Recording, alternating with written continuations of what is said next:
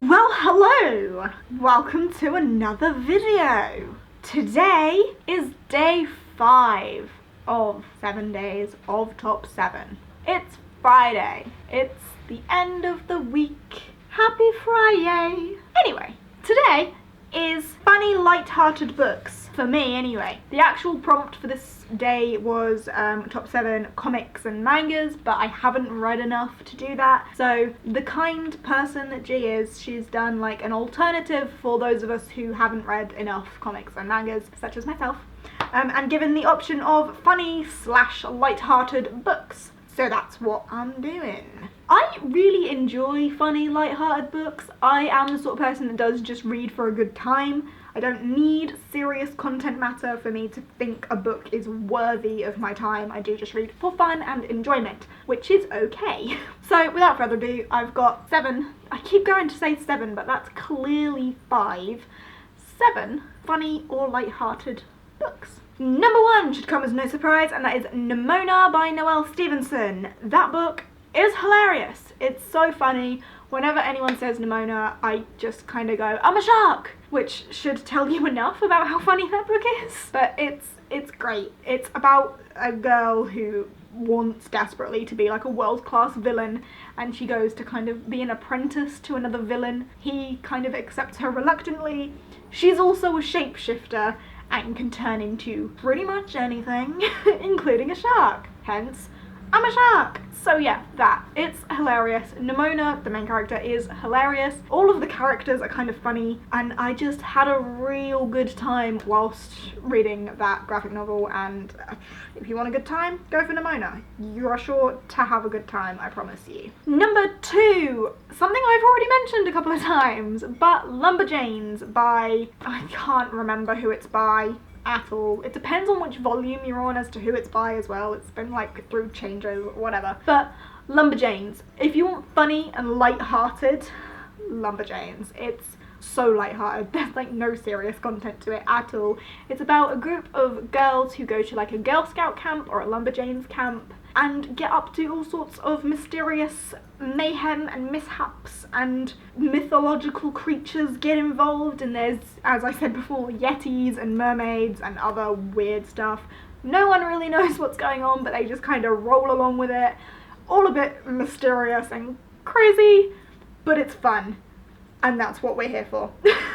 Next up on here, number 3, I have The Lightning Struck Heart by TJ Klune. If you've heard me talk about this at all before, which you may or may not have done, I don't know, then it's hilarious.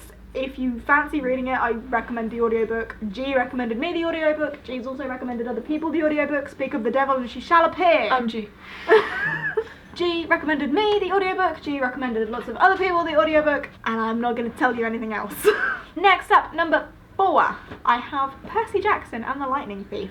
Narrowing it down to the Lightning Thief because that's the only one I've read, but I assume all of the others are just as funny as the first, and from what I've heard, it's just all of Rick Riordan in general. He's a hilarious sort of guy. I can't vouch for that because I've only ever read one of his books, but it was funny. So there we go. Light-hearted, funny. There are definitely other elements to it that aren't so light-hearted, like the mother-stepfather relationship and stuff. Like, nothing is all up, as I've said before. Like, there are ups and downs to everything. But it's light-hearted and it's funny, and the chapter titles made me giggle. Number 5 on my list is Howl's Moving Castle by Diana Wynne Jones. What a surprise. I love that book. Of course I love that book. Who doesn't love that book?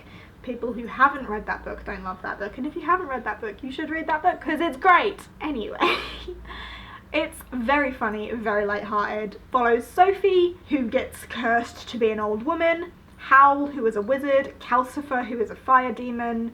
Smush them together, and what have you got? Bippity-boppity-boo. It's funny. Trust me, it's funny. It's really good. One of my favourite books. I feel like for me, Howl's Moving Castle is like my equivalent of some people's love for Harry Potter. I haven't read Harry Potter, but it's just fantastic. The meow meow.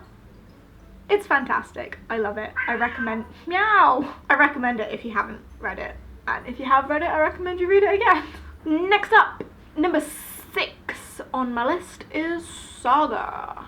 Saga's funny. Saga's graphic. Saga is perhaps not for everyone. It is graphic. It is funny though. I don't really know what more what to say about it. Like, it's kind of branded as, what's it branded as, like a space Romeo and Juliet, like forbidden love, and they have a baby. They're being like chased across the galaxy and stuff, but like still lighthearted.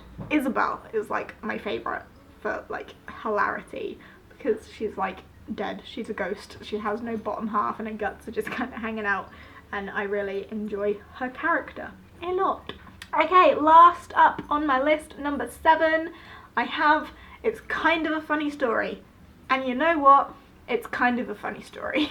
It definitely deals with more serious content than the other books I've got on this list. Like, it is about depression and suicide attempt and being in a psychiatric unit at the hospital because you've tried to kill yourself, and they're getting the help that they need. And whilst getting this help, Craig, who is the main character, meets an ensemble of other people in the hospital, and Bobby is hilarious.